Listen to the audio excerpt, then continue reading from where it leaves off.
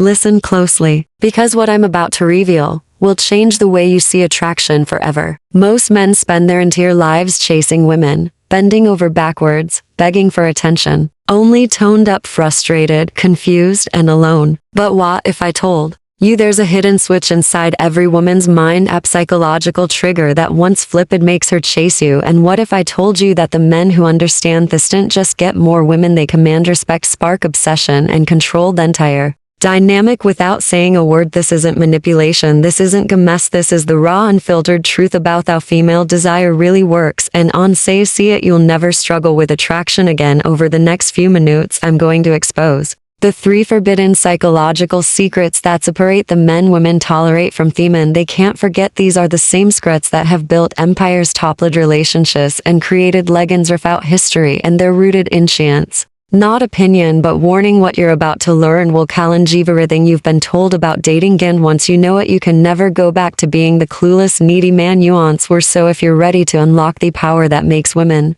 pursue you, invest in you, and fight to keep you, then don't you dare look away, because this is where your real life begins. Let's talk about something fundamental, so deeply wired into human nature that if you ignore it, you'll keep struggling with women, no matter how much effort you put in. And that is this: women don't fall in love with you because of what you have. They don't fall in love with you because of what you do. They fall in love with you because of how you make them feel. And this isn't some cheap pickup artist trick. This is psychology. This is biology. This is the way human beings are built. Think about it. When a woman looks back on the men who left the deepest mark on her life, who does she remember? The guy who bought her expensive dinners, the guy who gave her endless compliments, or the guy who made her heart race, the one who kept her guessing, the one who sparked something inside her that she couldn't quite explain? That's the difference between a man who is merely present in her life and a man who owns a piece of her hoe to make her chase you without games. Emotional memory. Know why is feeling so much more powerful than logic when it comes to attraction? Because emotion is the language of the unconscious mind. You can reason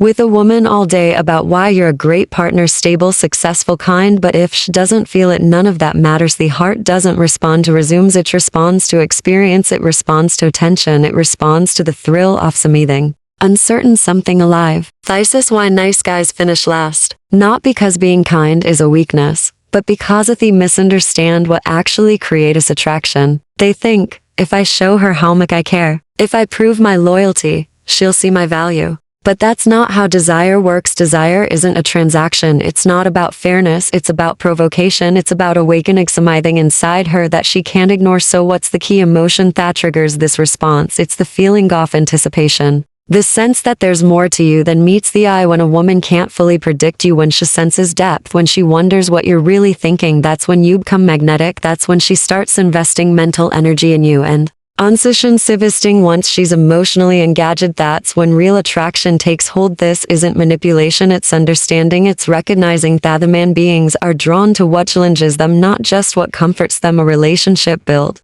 purely on comfort is a relationship that becomes stagnant, but a relationship with tension, with mystery, with room for her imagination to fill in the gaps, that's a relationship that stays alive. So ask yourself, are you making her think, or are you making her feel? Are you just another predictable presence in her life, or are you someone who stirs something deeper? Because if you want to be unforgettable, that's the question that matters. And once you understand that everything changes, now go out there and give her something to feel. Let's address one of the most insidious attraction killers, something so subtle that most men never even realize it's working against them until it's too late. I'm talking about predictability, the slow quiet death of mystery. The moment a woman feels she has you completely figured out is the moment you become disposable. Why? Because human beings, and women in particular, are neurologically wired to seek novelty, challenge, and emotional resonance. When you become the emotional switch that makes her addicted, predictable, you remove all 3. Think about how boredom operates in the mind. When something becomes too familiar, too easily understood, the brain stops paying attention. It's not personal, it's physiological. Dopamine, the neurotransmitter associated with pleasure and motivation, isn't triggered by what's expected, it's triggered by what's uncertain, by what keeps the mind engaged in the act of discovery. This is why routines kill passion. This is why men who reveal everything too soon, their Feelings their schedule as the rival end up relegated to the category of nice but unexciting. It's not that she doesn't appreciate you, it's that you've given her nothing left to discover. Now contrast that with the men will linger in a woman's memory long after they're gone. They weren't necessarily more handsome or successfully understood the power of restraint. They didn't flood her with attention. They didn't confess their emotions prematurely. So they didn't make their entire identity revolve around her approval. Instead, they left room for her imagination to fill in the gaps. And imagination, that's where real attraction lives. It's not about deception. It is about allowing her the space to wonder, to question, to project her own ideal Santo. The framework you provide. This is why neediness is so destructive. A needy man is a predictable man. He responds similarly to every text. He rearranges his life to accommodate her whims.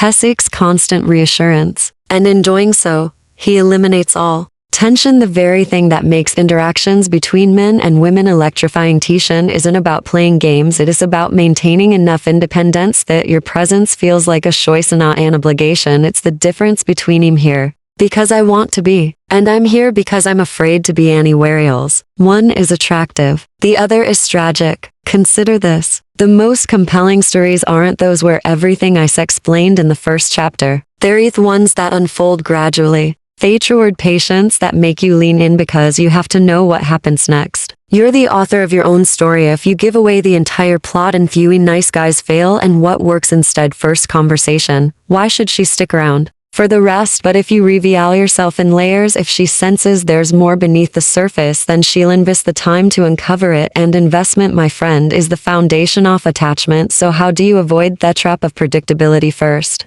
by cultivating a life so rich and varied that no single person, not even her, can never fully contain it. Second, by mastering the art of disclosure. Share yourself in increments, not all at once. Let your actions speak louder than your assurances, and, most importantly, maintain enough sovereignty over your own emotions that she never feels she has you entirely figured out, because the moment she does, you're no longer a mystery, you're a known quantity. Unknown quantities don't inspire passion, they inspire indifference. Here's the truth: predictability is the enemy of desire. If you want to keep her attention, you must remain just beyond the edge of her full comprehension, not distant, not aloof, but always one step ahead, always giving her just enough to keep her coming back for more. That's how you stay unforgettable. That's how you ensure she never loses interest. Now go out there and give her something she can do. Predict. Let's cut to the heart of what separates the men who are merely liked from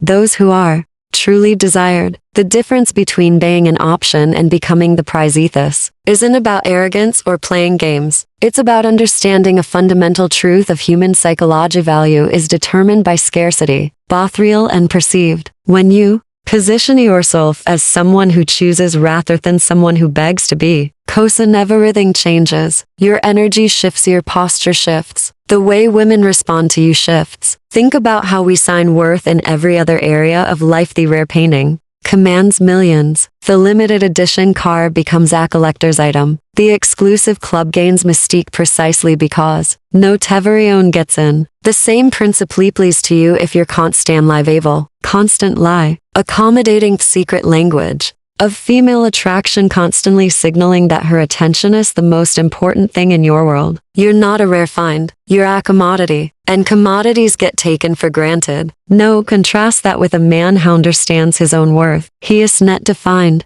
by any single woman's opinion of him, because his sense of value comes from within. He has a mission that matters more than chasing approval, has its standards, rather than begging for scraps of affection. This isn't indifference, it's the quiet confidence of someone who knows he brings something meaningful to the table, and that confidence is magnetic. It creates tension. It makes her wonder, what does she know that I don't? That's the question that keeps her engaged. Here's the critical insight. Women don't test men to be cruel. They test because of the biologic. Collie wired to seek out strength. When she pushes to see if you'll bend. When she withdraws to see if you'll chase. She's not playing gameshes, instinctively probing for weakness. The man who panics at the first sign of distance, who scrambles to reassure her at the slightest hint of doubt, fails theatist, not because he's caring, but because he's insecure. And insecurity is the antithesis of attraction. But the man who remains unshaken, the man who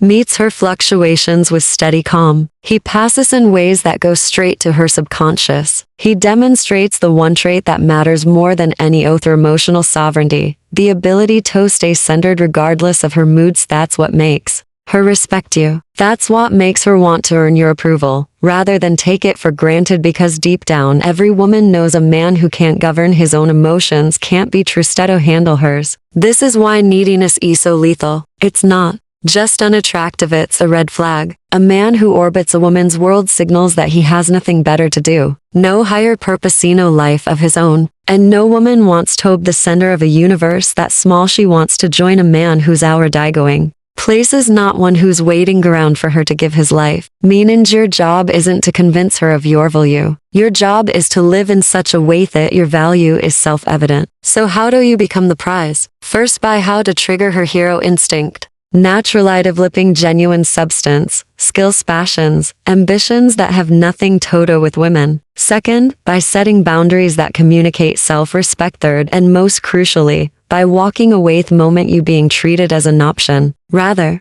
than a priority, not as punishment, but as the natural consequence of knowing what you're worth. That last part is key. When you're willing to lose her, rather than compromise your standards, you flip the entire dynamic. Suddenly, she's the one proving herself. Do you understand? This balance of power in any relationship is determined by who cares less. It's determined by who has more options, not necessarily with other people, but with life itself. The man immersed in meaningful work, surrounded by brotherhood, driven by purpose, will always have leverage, not because he's manipulative, but because he's complete with or without her. And that completeness, that's what makes her want to be part of your world, not the other way around. Here's the truth they won't tell. You women don't fall for men who need them. They fall for men who inspire them. Men who represent a challenge worth rising to. Men who force them to confront their own limitations and grow. If you want to be that man, stop chasing. Start. Final warning.